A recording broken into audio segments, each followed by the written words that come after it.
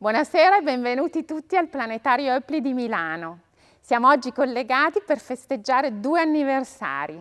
I 90 anni del Planetario, donato il 20 maggio 1930 dal mio predecessore Ulrico Hoepli alla città di Milano, in segno di gratitudine. E i 150 anni della casa editrice libraria Ulrico Hoepli, che oggi rappresento insieme ai miei fratelli Giovanni e Matteo, che prenderanno la parola tra pochi minuti. Festeggiamo questi traguardi insieme a Book City, la cui organizzazione desidero ringraziare per la collaborazione e per portare avanti, nonostante i tempi che corrono, una manifestazione ormai appuntamento fisso di confronto e scambio sui libri e per i libri. Abbiamo organizzato questo doppio compleanno in collaborazione col Comune di Milano, che oggi è qui rappresentato dall'Assessore alla Cultura Filippo del Corno, che interverrà per primo. A seguire ascolteremo la Consigliera Federale Doris Leuthard. Ricordo infatti che la pubblicazione dell'album Hoepli 150, che potete chiedere gratuitamente in libreria Hoepli qui a Milano oppure sul sito hoepli.it, così come potete anche richiedere il libro che abbiamo pubblicato per la Lectio magistralis di Marcus Chown, è grazie alla Fondazione Hoepli di Zurigo che abbiamo potuto pubblicarli, che ci hanno sponsorizzati. E li ringrazio molto nelle persone del direttore, professor Joseph Jung, e della presidente Doris Leuthard, consigliera federale della Confederazione Elvetica, collegata da Zurigo. A seguire ascolteremo il direttore Domenico Piraina. È grazie al direttore Domenico Piraina che il Comune ci ha aperto le porte del Planetario. L'intreccio tra i 150 anni dalla fondazione della Hoepli e i 90 anni di questo meraviglioso planetario è un intreccio che ha un valore storico per la nostra città, ma credo anche che abbia un significato molto importante nel tempo che stiamo attraversando. La scelta infatti di dedicare alla città di Milano come segno di riconoscenza un luogo della scienza, come appunto questo planetario è, dimostra la profonda convinzione che Ulrico Hoepli aveva nell'importanza della divulgazione scientifica.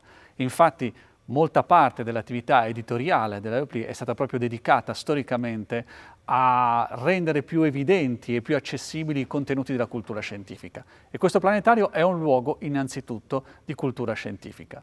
Ma in questa dedica che appunto 90 anni fa volle fare Hoepli alla nostra città, riconoscendone la generosità con un atto di straordinaria generosità, io leggo anche un segno molto importante e molto significativo per il tempo che stiamo attraversando. Stiamo fronteggiando questa emergenza drammatica della pandemia e mai come in questo momento la scienza è da considerare una parte fondante, la cultura dell'uomo, è da considerare una parte fondante la comunità che appunto riesce a contrastare gli effetti di questa terribile epidemia grazie alla conoscenze apportate appunto dalla ricerca medico-scientifica. E allora in questo luogo ha ancora più forza ricordare come davvero la cultura scientifica sia qualcosa che deve essere il più possibile accessibile, il più possibile conosciuta dalla comunità, perché è uno straordinario strumento non soltanto di legame sociale per una comunità, ma anche davvero di fronte a situazioni estreme come questa, un'arma potentissima per far sì che i nostri comportamenti individuali siano comportamenti consapevoli e responsabili e generino un destino collettivo positivo per tutta la società. E quindi da questo luogo e in questo particolare momento ricordare la continuità dell'importanza della divulgazione del pensiero scientifico mi sembra la cosa più importante e significativa da fare. Gentile Presidente del Consiglio di amministrazione, gentile famiglia Hoepli, cari amici della casa Hoepli. Sono molto lieta di potervi parlare in qualità di Presidente della Fondazione Ulrico Hoepli. Innanzitutto vi trasmetto dalla Svizzera le più vive congratulazioni per il grande e significativo anniversario della casa editrice libreria Ulrico Hoepli, per i suoi 150 anni di straordinaria storia imprenditoriale. Ci si potrebbe chiedere perché uno svizzero del Canton Turgovia nel dicembre del 1870 abbia avuto l'idea di trasferirsi in Lombardia, tra l'altro attraversando il passo della Splugo in carrozza, per acquistare una libreria piuttosto decaduta e poco dinamica. Questa domanda, gentili signori e signore, merita ancora più attenzione se si considera che questo svizzero aveva appena 24 anni, non parlava l'italiano e non conosceva nessuno a Milano. Ora si potrebbe obiettare che a quel tempo molti svizzeri immigravano. In effetti, fino alla fine del XIX secolo, la Svizzera è stata un paese di emigranti. Tuttavia resta la domanda perché Ulrico Hoepli, il nostro giovane libraio svizzero, abbia scelto proprio Milano e l'Italia come meta per la sua attività professionale, dove alla fine del 1870 le travagliate vicende della nascita dello Stato italiano, da poco unificato, duravano ancora. Ma è proprio qui, gentili signore e signori, in questo contesto storico-politico che si gela la risposta alla nostra domanda. E questa risposta ci arriva niente di meno che da Ulrico Hoepli stesso. Il giovane svizzero, durante le sue peregrinazioni tra il 1867 e 69, aveva soggiornato anche a Trieste. In questa città, all'epoca sotto il dominio austriaco, da dove egli aveva seguito le lotte per l'unità d'Italia, nasce il suo desiderio di fare qualcosa per questo paese. Quanto feci mi fu ispirato dall'amore ardentissimo per l'Italia, dalla fede inconcussa che ho nel suo avvenire. Il motivo dunque era la passione per l'Italia e questo desiderio incondizionato lo condusse a Milano. Qui diede inizio al lavoro di una vita la casa Hoepli, un'azienda di rilievo internazionale. Hoepli riconobbe di cosa aveva bisogno la nuova Italia, ciò che mancava al paese, una casa editrice che facesse proprie le esigenze dell'industria, della ricerca e della società. Ulrico Hoepli creò quindi questo punto d'incontro. La sua casa editrice divenne lo specchio dell'Italia, in cui si rifletteva il suo sviluppo economico, tecnico e culturale. Anche a Milano Ulrico Hoepli rimase pur sempre uno svizzero, ma vivendo la passione italiana e amando l'Italia così come amava la Svizzera. Lo ha testimoniato con la sua stessa vita. Il consigliere federale Heinrich Heberlin, il primo presidente della Fondazione Ulrico Hoepli, ha definito il suo amico Hoepli come costruttore di ponti tra due stati amici. In qualità di ex membro del governo nazionale svizzero ed essendo anche personalmente legata all'Italia e alla cultura italiana, sono particolarmente lieta di poter rappresentare una fondazione come quella di Casa Hoepli a Milano, che porta non soltanto la firma di Ulrico Hoepli, ma anche il suo nome. La fondazione è nata nel 1911 e da allora sostiene progetti di pubblica utilità, particolarmente in ambito culturale. Con passione, la Fondazione sostiene progetti che abbracciano culture diverse e uniscono Svizzera e Italia. Per il Consiglio di Fondazione è stato un motivo di grande soddisfazione sapere che la casa editrice Libreria Ulrico Hoepli di Milano, in occasione del 150° anniversario, avrebbe pubblicato un libro che ne documenta la straordinaria storia editoriale. Infatti, cosa potrebbe esserci di più bello che rendere omaggio al grande editore, libraio, antiquario e mecenate proprio con un libro? L'onore della sigla hoepliana apparire nella casa editrice di Ulrico Hoepli era già un premio alla fine del XIX secolo.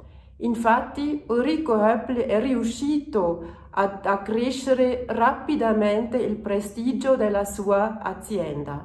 Con rispetto per questa pionieristica storia imprenditoriale e in omaggio al capostipite della nostra fondazione, anche per il nostro Consiglio di Fondazione è stato un onore sostenere la pubblicazione di questo libro commemorativo. Gentile Presidente del Consiglio di Amministrazione, gentile famiglia Hoepli, vi auguro che questa edizione celebrativa, intesa anche a riflettere i saldi rapporti di vicinato tra Italia e Svizzera, trovi un degna accoglienza e riscuota grande interesse. Auguro alla casa Hoepli di continuare a mietare successi anche in futuro. Grazie per vostra attenzione. Al generoso Milano, mia patria di adozione, dono con animo riconoscente il Planetario. Giacché sta per venire il tempo che non mi darà più tempo, mi è caro consacrare alla scienza tutto quello che posso considerare personalmente mio, i risparmi della mia vita parsimoniosa e laboriosa, interamente dedicata alla divulgazione del libro scientifico. Ecco, con queste parole Ulrico Hoepli, fondatore dell'omonima casa editrice, donava il Planetario alla città di Milano nel 1930. L'attenzione di Hoepli per l'astronomia non era né casuale né occasionale, perché da anni egli pubblicava i lavori dell'Osservatorio Astronomico di Brera e nel 1929 aveva anche iniziato la pubblicazione delle opere del celebre astronomo Giovanni Virginio Schiaparelli. Il Planetario e il mondo dell'editoria sono stati quindi strettamente e indissolubilmente legati fin dalla nascita dell'istituto, che da 90 anni si dedica alla divulgazione e alla didattica dell'astronomia con una proposta di alta qualità scientifica dedicata soprattutto ai non addetti ai lavori.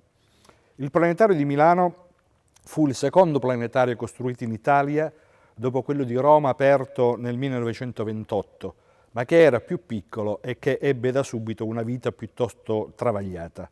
Aveva, il nostro planetario, un modello della Zeiss, il secondo prodotto della celebre industria tedesca, e fu un'operazione di avanguardia, se solo si pensa che il primo modello di planetario della Zeiss era stato prodotto solo nel 1923. E fin dall'apertura il planetario milanese ebbe invece un grandissimo successo. Nel primo anno di vita si tennero 109 conferenze per un totale di 23.508 spettatori e già nel 1935 le conferenze furono 305 e gli spettatori più che raddoppiati, 48.006. Fortemente danneggiato dai bombardamenti del 1943, il planetario fu riaperto al pubblico nel 1949 e nel 1969 trasmise in esclusiva per l'Italia il filmato sullo sbarco dell'uomo sulla Luna e in quel periodo si raggiunsero addirittura le 150.000 presenze annuali. L'edificio, come sanno bene i milanesi, è situato all'interno dei giardini pubblici e fu progettato dall'architetto Piero Portaluppi in una zona che, pur essendo centrale, non era ancora densamente abitata e questo permetteva di vedere il cielo riducendo fortemente le fonti di inquinamento luminoso. Nel 68 poi il planetario Zeiss modello 2, quello originario del 1930, venne sostituito con un nuovo apparecchio Zeiss modello 4. L'istituto era così pronto a rispondere alla grande esplosione di interesse per l'astronomia che seguì allo sbarco dell'uomo sulla Luna nel luglio del 69. La tradizione italiana, e in particolare quella milanese, ha sempre privilegiato la didattica e le lezioni dal vivo rispetto alla tradizione americana, molto più incline, diciamo così, allo spettacolo. Sia le lezioni scolastiche sia le conferenze pubbliche sono infatti tenute da un conferenziere, spesso uno dei più autorevoli esperti dell'argomento trattato. Questa scelta permette di offrire al pubblico ogni anno circa un centinaio di argomenti diversi contro i 2-3 documentari di oltreoceano. Proprio questa ricchezza culturale costituisce, a nostro modo di vedere, uno dei punti di forza dell'istituto. Il Planetario ha più volte ospitato gli astronauti italiani e i migliori ricercatori anche internazionali, per cui siamo onorati della presenza oggi, grazie alla collaborazione con Hoepli, del professore Chown. Il Planetario ha poi realizzato iniziative speciali nelle quali astronomia, arte, storia, teatro, musica e persino danza dialogano tra di loro per dare sempre nuove suggestioni. Più recentemente il proiettore delle stelle è stato arricchito affiancandogli un moderno apparato multimediale, per cui c'è stato un aggiornamento tecnologico con 2 fantastici proiettori Velvet, unici a proiettare il nero, che per i tecnici è indispensabile per lavorare al buio, sotto le stelle e senza percepire fastidiosi schermi grigi.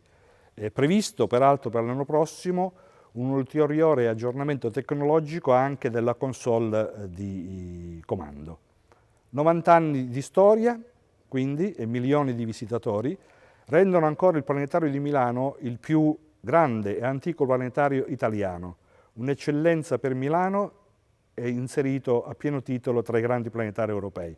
Proprio lo scorso anno il Planetario ha raggiunto 2 record, sia per il numero di conferenze realizzate, quasi 1000, sia per il numero di visitatori, 160.000. Sono dati che ci confortano e che ci inducono ad esprimere sentimenti di viva gratitudine nei confronti di un uomo che 90 anni fa espresse sentimenti di generosità e di amore per la città di Milano, cosa che non potremo mai dimenticare.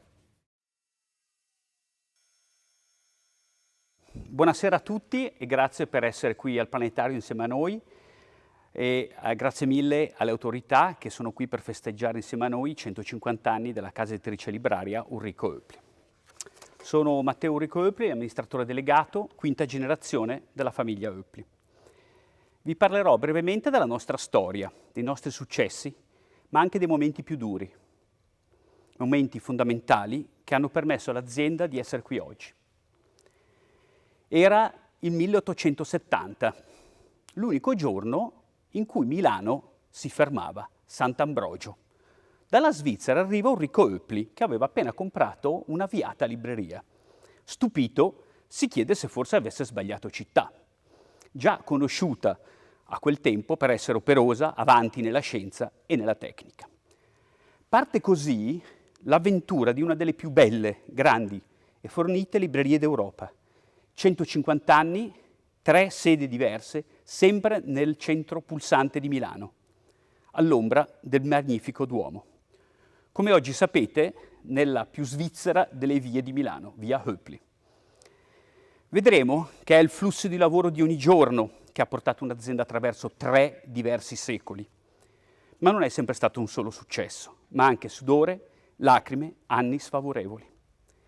Le nuove tecnologie nei decenni hanno minato il libro e la libreria, come il cinema, la radio, la televisione e l'internet.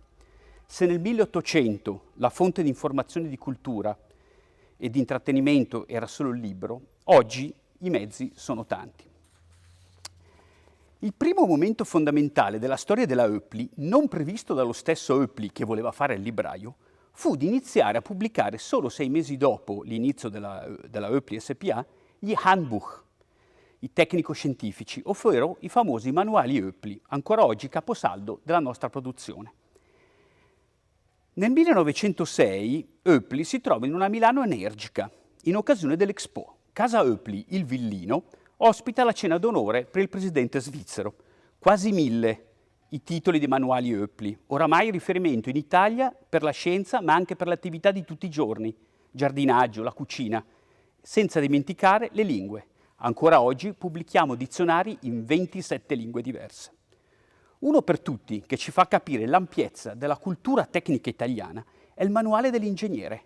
Nel 1877 300 pagine, nel 2020 5.000 pagine. Hoepli nel 1930 decide con grandissima generosità, per ringraziare la sua città adottiva, di regalare a tutti i milanesi, ma che dico a tutti gli italiani, il Planetario, luogo magico, che abbiamo calcolato abbia ospitato oltre 15 milioni di persone ed ha insegnato soprattutto a giovani e studenti la scienza dell'astronomia, la fisica, le teorie che reggono il nostro stesso mondo oggi. Potremmo dire, forse, il più bel libro scientifico pubblicato da Hoepli. Nel 1935 Enrico Hoepli muore. Charles, il nipote, mio bisnonno, prende in mano l'azienda insieme al cugino Eschliman, ma tempi difficili erano alla porta, la seconda guerra mondiale. Ferragosto 1943. Cadono le bombe su Milano, centinaia. La notte la città trema. Mio nonno Enrico, pedalando verso il centro, la mattina con le lacrime agli occhi, spera che la bellissima libreria in via Berchet sia ancora in piedi, la bellissima seconda sede. Niente, tutto distrutto, macerie. Con le lacrime mi ha sempre raccontato, pensai subito ai miei collaboratori, cosa potevo fare. Eppure, dalla crisi più nera, dalla distruzione, nasce il terzo colpo di genio della storia Hoepli. Invece di tornare in Svizzera, come consigliava il padre Charles, mio nonno, oramai milanese, voleva rimanere. Decide quindi di costruire una sede nuova in mezzo alle macerie, ancora più bella e più moderna. Così, nel 1958, la sede attuale all'inaugurazione. L'idea della grande libreria del 1870 rivive negli anni 60, 70 e poi ingrandita nel 1990 ad opera di Enrico Carlo, mio padre, su 5 piani per diventare veramente un riferimento europeo per quantità di libri, specializzazioni e competenze dei librai. Anche l'editoria nel dopoguerra evolve veloce con la società, con le nuove competenze, economia, meccanica avanzata, ingegneria, marketing, finanza. Un capitolo fondamentale ad opera di Enrico Carlo, mio padre, iniziare a puntare forte sulla scuola e così da ormai 50 anni Hoepli accompagna tanti studenti alla maturità tecniche e al lavoro, un vero contributo all'Italia e alla sua economia. Sempre Enrico Carlo costruisce una grande squadra editoriale, assieme alla dottoressa Schwarz prima e al dottor Sbrozzi ancora oggi. Il 2000, il digitale inizia a far paura, l'ebook, l'e-commerce, la carta è in pericolo.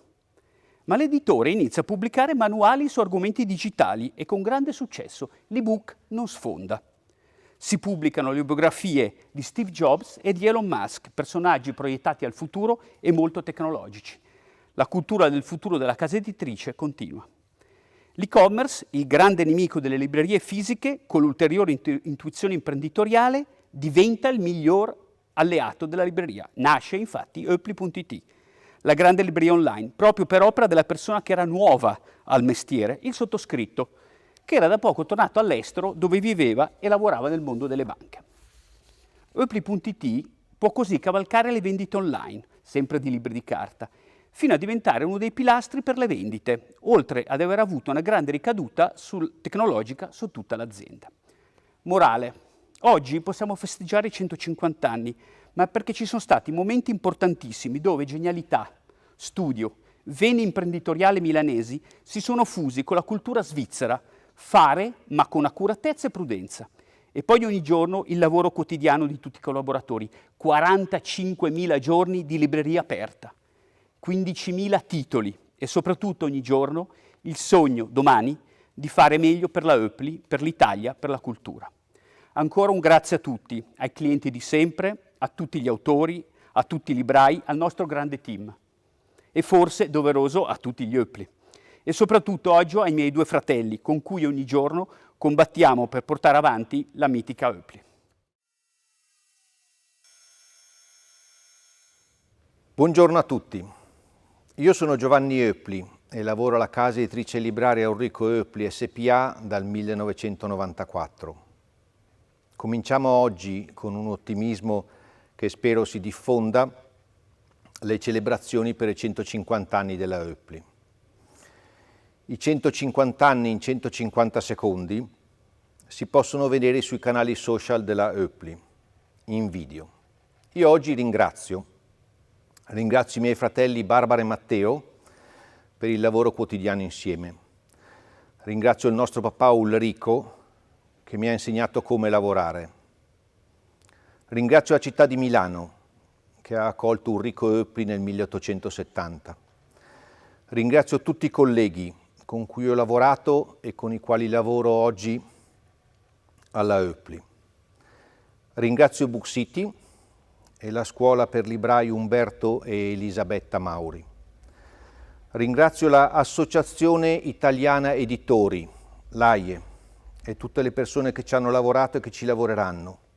L'AIE è nata un anno prima della Hoepli, nel 1869. Ricordo che AIE nel 1910 è stata tra i fondatori della Confindustria.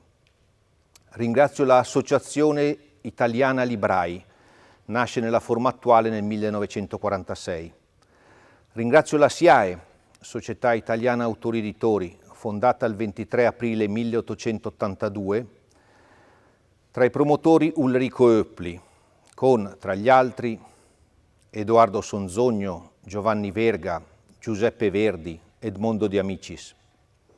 Ringrazio la FEP, la Federazione Europea degli Editori, sempre in prima fila nel sostenere gli editori librari, e la EBF, la Federazione Europea dei Librai. Grazie al lavoro di IPA, l'Associazione Internazionale degli Editori, che ricorda l'importanza a livello mondiale del diritto di autore e della libertà di stampa. Grazie a tutti, senza autori per primi, amici, colleghi, editori, traduttori, redattori, stampatori, grossisti, distributori, agenti e propagandisti, i libri, librai e librerie, bibliotecari e biblioteche, lettori, insegnanti e studenti, senza ognuno di loro non si festeggerebbero i 150 della casa editrice libraria Ulrico Hoepli. Ringrazio tutti quelli che ho dimenticato. Per finire, grazie mille ai miei figli e a Paola, mia moglie. Grazie. Ed ora, prima di passare la parola al Conservatore del Planetario Fabio Peri, che ci introdurrà alla Lectio magistralis di Marcus Chown, vi saluto con una breve riflessione sul significato del nostro mestiere, dei nostri 150 anni, dedicati con passione al libro. Mi sono chiesta, qual è il valore del nostro mestiere di librai ed editori? Qual è il vero contributo del libro?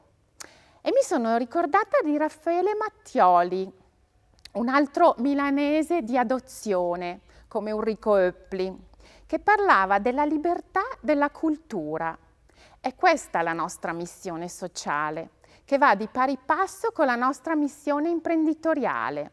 Dare attraverso il libro la libertà della cultura, la libertà della conoscenza, dell'istruzione, la libertà di crescere, la libertà di creare il futuro oggi. Proprio oggi che siamo privati di tante libertà a causa della pandemia, ricordiamoci che il libro è in grado di darci questa grande libertà, anche nell'intimità della nostra casa, tutti i santi giorni. Dunque, viva il libro, buon compleanno Planetario, tanti auguri Hoepli!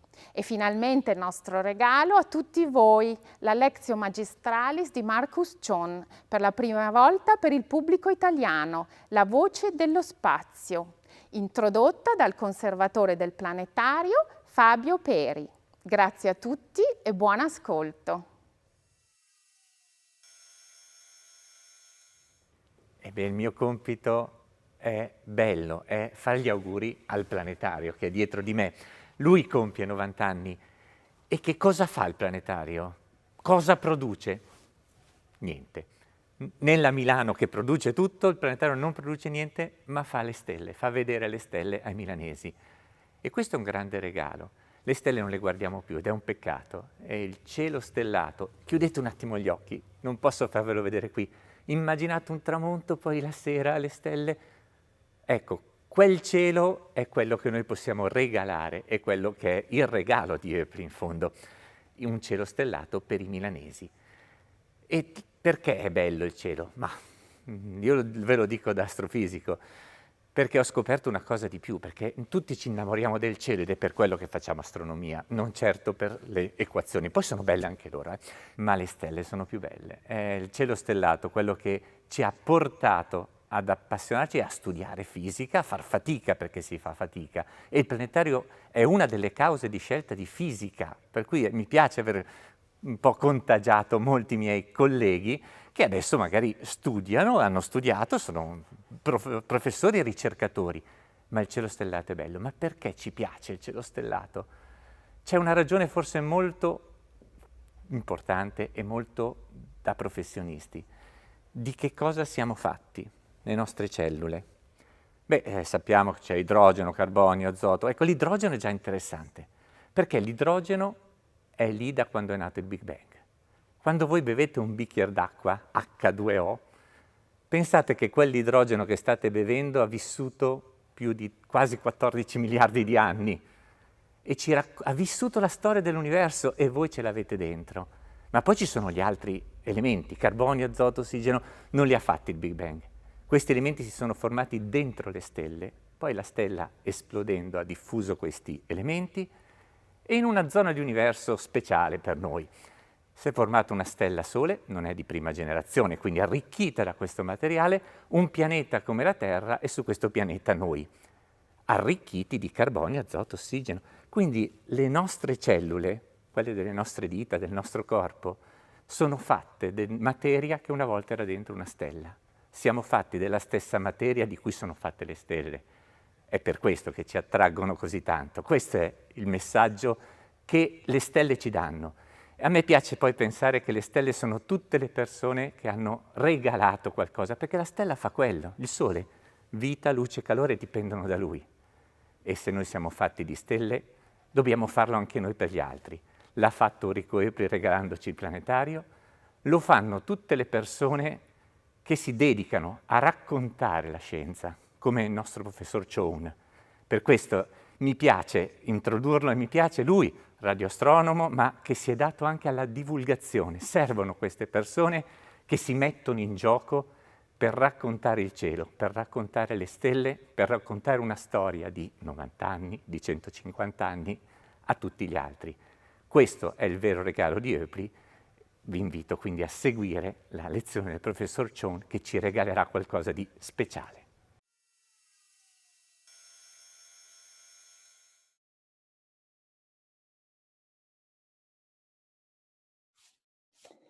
Hello everyone, it's fantastic to be here on the 150th anniversary of Hoepli. Happy birthday, Hoepli. I'm going to talk about the subject matter of one of my books, Gravitational Waves. At Hanford in Washington State in America is a 4-kilometer ruler made of laser light. 3,000 kilometers away in Livingston, Louisiana, is another 4-kilometer ruler made of laser light. On the 14th of September 2015, a shudder went through the Hanford ruler. And 100th of a second later, a shudder went through the Livingston ruler. And here are the signals. The top panel, the orange panel, shows you the stretching and squeezing of the Hanford ruler. So the up and down motion you're seeing is the stretching and squeezing. And all of this happens over a space of about 1/10 of a second.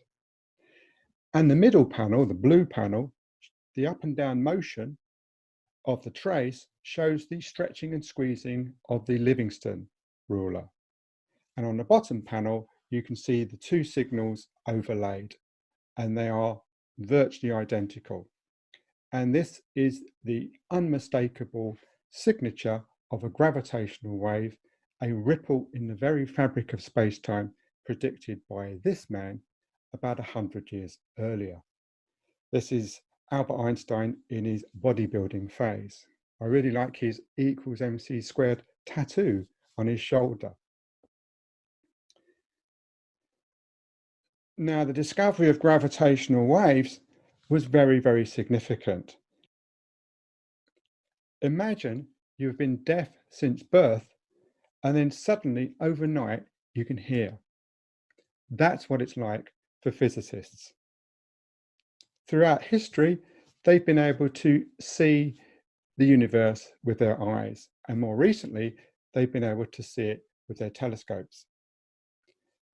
But now, for the first time, they can actually hear the universe. Gravitational waves are the voice of space. Now, it's very often that scientific discoveries are overhyped, but it's fair to say that the discovery of gravitational waves on the 14th of September 2015 was the most important development in astronomy since Galileo turned his telescope on the heavens in about 1609. Now, what gravitational waves tell us is that space is a thing. It can be bent and twisted and rippled, just like the surface of a pond. And this idea is a prediction of Einstein's theory of gravity, which he presented in 4 lectures in November 1915, at the height of the First World War in Berlin. Now, Isaac Newton had imagined that the force of gravity was like an invisible tether connecting the Earth to the sun. And that tether kept the Earth trapped in orbit around the sun. But what Einstein showed is that was incorrect. What a big mass like the sun actually does is it curves or warps the space-time around it into a valley. Now, it's a valley in 4-dimensional space-time, which we cannot see. That's why it took the genius of Albert Einstein to notice it. And the Earth travels around the upper slopes of this valley around the sun, just like a roulette ball in a roulette wheel. So how do you actually create gravitational waves? Well, what you have to do is accelerate mass. You have to move mass violently. Okay? Can we all put up our right hand now? Okay? Can we wave our right hand? Okay, now put it down. All of us have generated gravitational waves. They've spread outwards from our hands. They've passed already beyond the top of the atmosphere. They've passed beyond the moon. And they're well on their way now to the planet Mars. Now, the nearest star system is called Alpha Centauri, and it's about 4.5 light years away. It's a triple system of 3 stars. And recently we discovered that one of those stars has a planet around it. Now, if that planet has a technological civilization and they've built a gravitational wave detector, they will pick up the gravitational waves that you created with your hand in about 4.5 years' time. So in the spring of 2025. There is a proviso, and that is that the gravitational waves you created with your hand were very weak. And the reason for this is that it's very hard to make gravitational waves. This is Richard Feynman, probably the most famous post-war American physicist. I was fortunate enough to be taught by him when I was a student at Caltech, the California Institute of Technology in Pasadena. Now, he was famous for co-devising the theory of how light interacts with matter, and he got the Nobel Prize for that.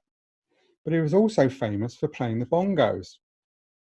Now, when you play the bongos, it's easy to make a sound because it's easy to flex and vibrate the drum skin. But it turns out that space-time is like a drum skin, but a drum skin which is 1 billion, billion, billion times stiffer than steel. So you can imagine if you had some bongos and the drum skin was a billion times stiffer than steel, how difficult it would be for you to make them vibrate and create a sound. I'm going to emphasize again how difficult this is to do. This is a nuclear submarine. Now, nuclear submarines are huge. They can be up to about 150 or 200 meters long, so about twice the diameter of the Colosseum in Rome. And a nuclear submarine can weigh something like 50,000 tons. That's about 10,000 times the weight of an elephant.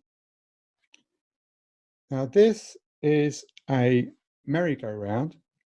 Imagine that we could put that nuclear submarine on this merry-go-round and spin the merry-go-round faster and faster and faster until almost the point when the metal of the nuclear submarine was about to fly apart. That would generate gravitational waves. Now, this is an ant climbing a vertical wall. Imagine if it fell a centimeter onto your hand. Imagine what that would feel like, the amount of energy that would be dissipated. Well, the energy dissipated by the ant falling a centimeter is 1 billion times greater than the energy in the gravitational waves produced by that spinning nuclear submarine. I mean, it's a really weird comparison I've given you, but hopefully it emphasizes just how difficult it is to create gravitational waves. So in order to actually create appreciable gravitational waves that we have any chance of picking up on the Earth, we require the violent motion of some of the most massive objects in the universe. So what created the gravitational waves that we picked up on Earth on the 14th of September 2015? Well, in a galaxy far, far away, at a time when the most complex organism on Earth was a bacterium, two monster black holes were locked in a death spiral. They whirled around each other one last time, they kissed and coalesced, and in that moment, they launched a tsunami of gravitational waves, which spread out at the speed of light. And I want to give you some idea of the energy in those gravitational waves. This is a nuclear fireball, the fireball of a hydrogen bomb. Fortunately, we don't explode hydrogen bombs in the atmosphere anymore. But typically when one of these bombs was exploded, something like 1 kilogram of mass was destroyed. In other words, 1 kilogram of mass energy was converted into other forms of energy, eventually the heat of the fireball. So remember that, 1 kilogram. Well, in the merge of those two black holes that we picked up, in an instant, 3 times the mass of the sun was destroyed. And it reappeared immediately as gravitational waves. So 3 times the mass of the sun. Can you believe that? The amount of mass energy that was actually in those gravitational waves. So it turns out that the power in those gravitational waves was 50 times greater than the power emitted by all the stars in the universe together. So to put it another way, had that merger of two black holes not created gravitational waves, but created visible light that our eyes could see instead, that single event would have shone 50 times brighter than the whole universe. That is the single most violent event that had ever been observed up until that moment. Now, those gravitational waves, like ripples on a pond, spread outwards. And they spread out for 1.3 billion years. And just like the ripples on a pond, they got weaker and weaker as they filled a greater and greater volume of space. They became more and more diluted. Then eventually, on the 14th of September 2015, they passed through the Earth. And as they did so, they stretched and squeezed everything in their path. Did you feel a bit queasy on the 14th of September 2015? Well, if you did, it was probably something you ate the night before, because the effect was incredibly small. So to give you some idea, I've already mentioned Alpha Centauri. Alpha Centauri, the nearest star system to the Sun, is about 4.5 light years away. It would take our fastest ever space probe, one of the Voyager probes, something like about 80,000 years to get to the nearest star, Alpha Centauri. But when these gravitational waves passed between the Sun and Alpha Centauri, they stretched and squeezed the space between them by 100th of a millimeter. And to put it another way, the 4-kilometer rulers at Hanford and Livingston were stretched and squeezed by 100 millionth the diameter of a single atom. Here is the ruler at Hanford. It's basically a 1.2 meter diameter tube, which is evacuated so that it has a much better vacuum in an empty space, and down which about 1 megawatt of laser light is pumped. And I actually lied to you, because at each of these sites, Hanford and Livingston, which are collectively known as LIGO, the Laser Interferometric Gravitational Wave Observatory, there are actually 2 4-kilometer rulers. So this is how these detectors work. So you can imagine laser light pumped in on the bottom left-hand corner, arrives at what we call a beam splitter. Now, a beam splitter is just a stupidly technical name for something really mundane, which is a half-silvered mirror.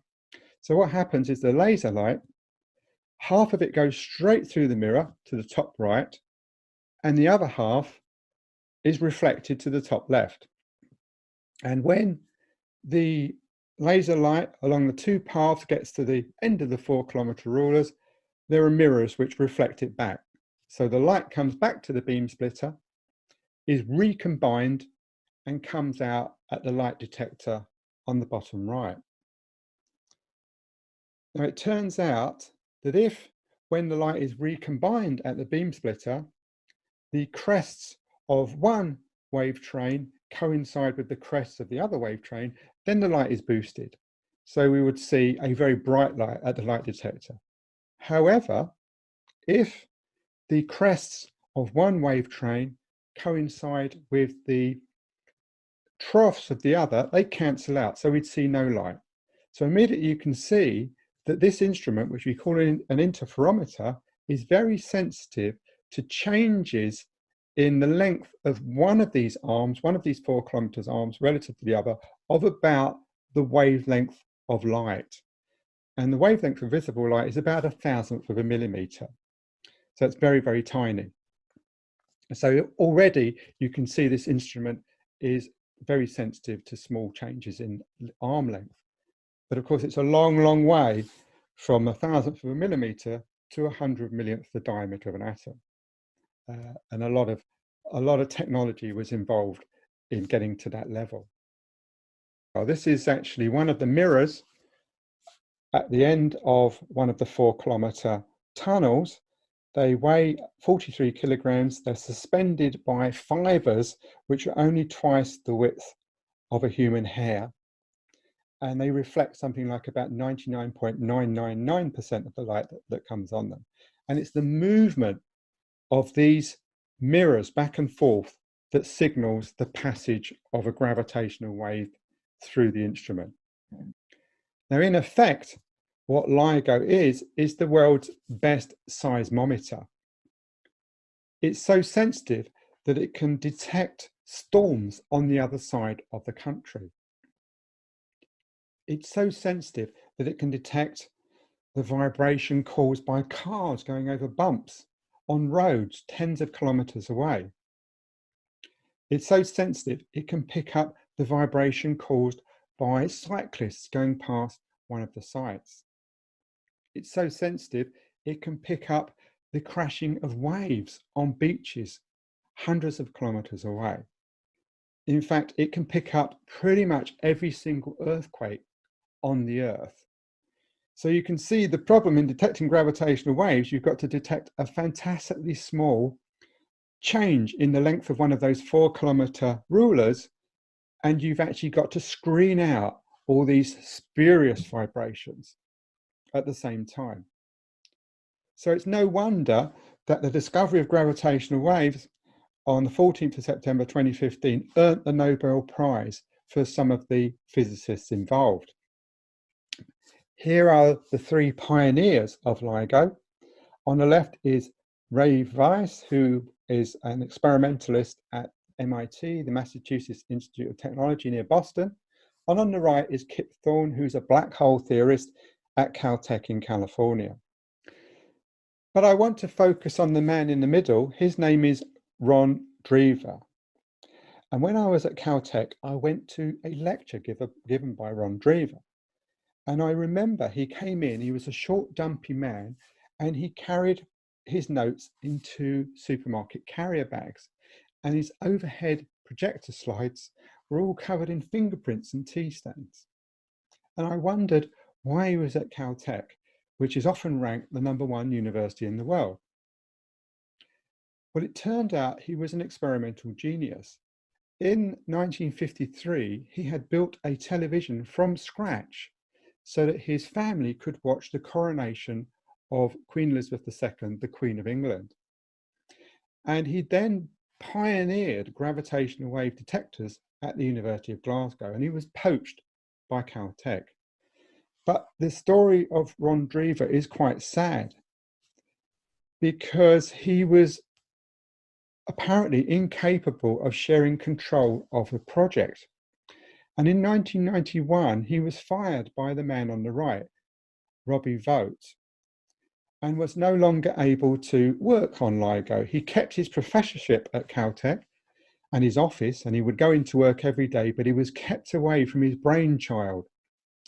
Eventually, he got Alzheimer's disease, dementia, and one of the professors at Caltech, Peter Goldreich, flew him to New York, put him on an aeroplane back to Glasgow in Scotland.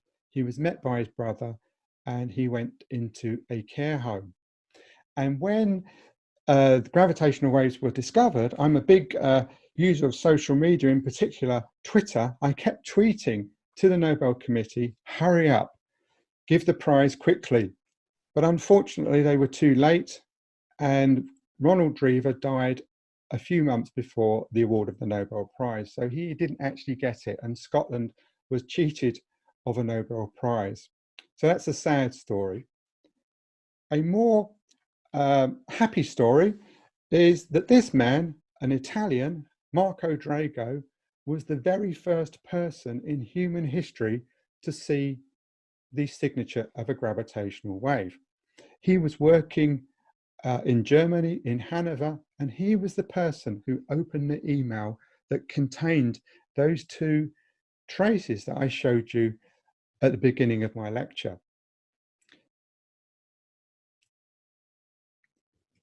Now, everyone thought the discovery of gravitational waves was worthy of a Nobel Prize, but some people thought it was worthy of the X-Files.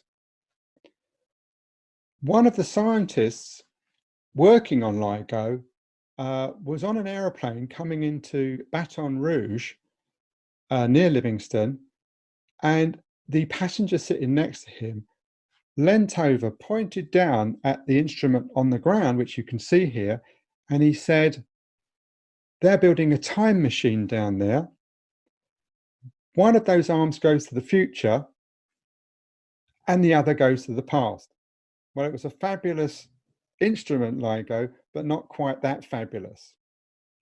So what has LIGO discovered? Well, LIGO has discovered around 10 black hole mergers now. And those have been very surprising because they've involved black holes much bigger than we predicted we would find. Now, black holes are the end point of the evolution of massive stars. When a massive star gets to the end of its life, it explodes as a supernova. But paradoxically, the core of the star actually implodes. In fact, it's the implosion of the core that drives the explosion of the supernova. And as the core shrinks smaller and smaller, its gravity becomes more and more intense until eventually it becomes so intense that light cannot escape and a black hole is formed.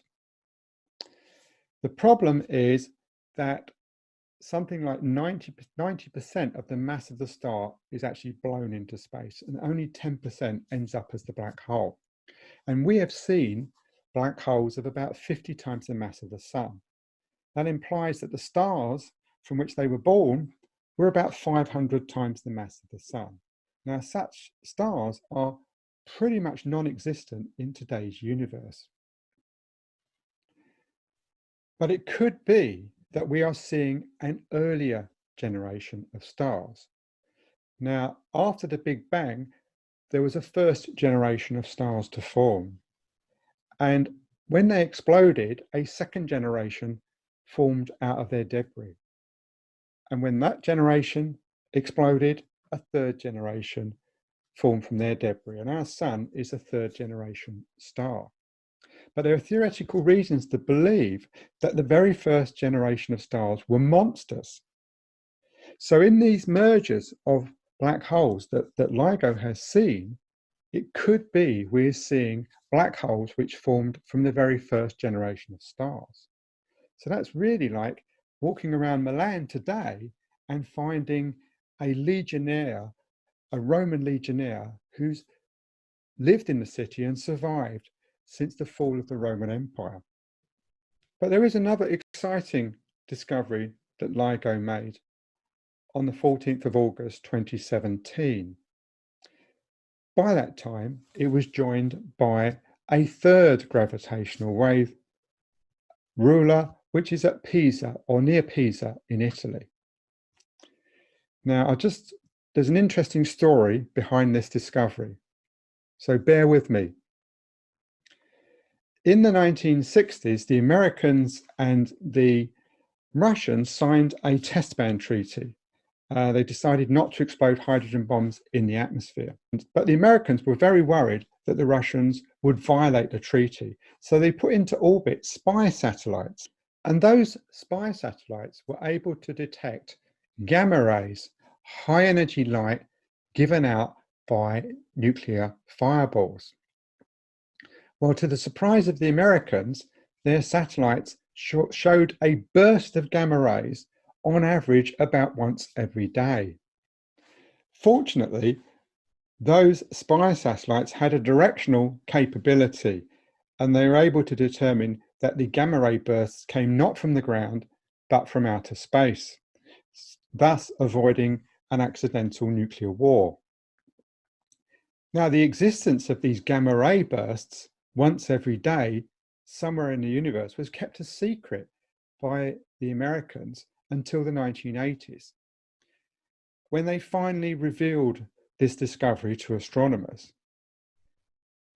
And astronomers began to think, what could create these gamma ray bursts once a day? And they came up with this idea, that they thought it was the merger or collision of neutron stars. Now, neutron stars are the endpoint of the evolution of massive stars like black holes, but they are stars which are less massive. And neutron stars are something like the mass of the sun concentrated into a volume about the size of Mount Everest. So the idea was when the two of these neutron stars spiraled together and merged, they would create a burst of gamma rays. Well, on the 14th of August 2017, when LIGO Virgo picked up gravitational waves from a merger, satellites in orbit also picked up a burst of gamma rays. So it was proved that neutron star mergers were the source of the mysterious gamma ray bursts. But there was something else interesting. And for this, we need to go back to the 1950s. This is Fred Hoyle, a British cosmologist, famous for coining the term Big Bang in a BBC radio broadcast in 1949. He and his colleagues in the 1950s, figured out where all the elements in your body come from. The iron in your blood, the calcium in your bones, the oxygen that fills your lungs every time you take a breath. According to Hoyle and his colleagues, all of these were built up by nuclear reactions inside stars that lived and died and blew up before the sun and the earth was born. So you are stardust made flesh. You were literally made in heaven. Well, it turns out that there was a gap in the knowledge of Fred Hoyle and his colleagues. They could figure out where pretty much all the elements came from, but they didn't know where silver and gold came from. But it turns out that the gamma rays that accompanied the gravitational waves, which were picked up on the 17th of August 2017, showed the signature of gold. In fact, they showed that the merge of those two neutron stars had created 20 times the mass of the Earth in gold. So if you've got a gold watch or a gold necklace, that's where the gold came from. So we tend to think of the universe out there as a long way away and remote from our everyday lives. But actually, if you've got a gold watch or a necklace, that gold was created in a merger, a catastrophic merger of two neutron stars long before the Earth and the Sun were born. Can there be a more striking example of how connected the nearby and everyday is to the faraway and cosmic?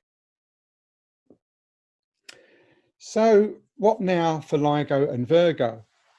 Well, this is where the two detectors are in America, and I lied to you, they're not 3,000 kilometers apart, they're 3,002 kilometers apart. So the plan now is to add more of these detectors. This is Virgo, the European gravitational wave detector near Pisa. So we now have 3 gravitational wave detectors working in concert. The idea is to add another one in Japan and another one in India. GEO, or GEO 600, is a British-German gravitational wave detector, which is not big enough to actually detect gravitational waves, but it's where a lot of the technology is actually developed.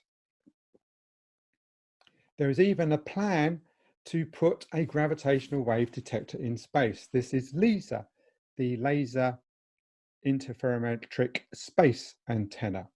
And the idea is to launch 3 satellites, which will orbit as the corners of an equilateral triangle. The sides of the triangle will be something like 1.2 million kilometers. And as a gravitational wave passes, it should change, stretch and squeeze the sides of the equilateral triangle, and that should be measurable. And this will enable us to detect, we hope, the merger of supermassive black holes in the hearts of galaxies. Now, we've detected gravitational waves from black hole mergers and neutron star mergers. Both of those were predicted ahead of time. But what's most exciting about developing this new sense, this sense of hearing that we didn't have before, is that we hope to find many unexpected things.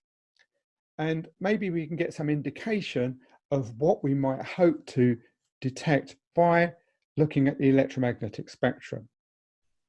Now, in the 1860s, the Scots physicist James Clerk Maxwell realized that light was an electromagnetic wave, a wave in the invisible electric and magnetic fields that permeate all of space, a ripple in those fields.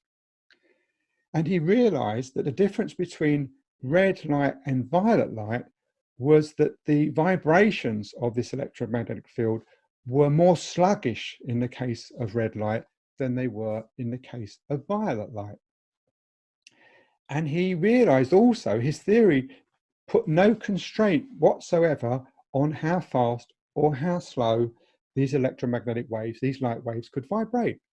So he realized immediately there must be millions of invisible colors. So beyond the red end of the rainbow, or the red end of the spectrum, there are invisible colors, vibrations of the electromagnetic waves, which are more sluggish than red. We call them infrared and radio waves. And on the other side of the spectrum, beyond violet light, are vibrations of electromagnetic waves which are more rapid than violet, and we call them ultraviolet, X-rays and gamma rays. And after the Second World War, we developed the technology to see these invisible colors, and they have given us many, many surprises. So, for instance, we have discovered extrasolar planets, planets around other stars. And currently there are about 5,000 planets that we've actually discovered. And we've discovered supermassive black holes. It turns out that the center of every galaxy in our universe, all of the 2 trillion galaxies, appears to have a supermassive black hole in it. Now, some of these supermassive black holes are up to 50 billion times the mass of the sun, but we've just got a tiny one in the heart of our Milky Way galaxy. It's only 4.3 million times the mass of the sun. And we discovered gamma ray bursters.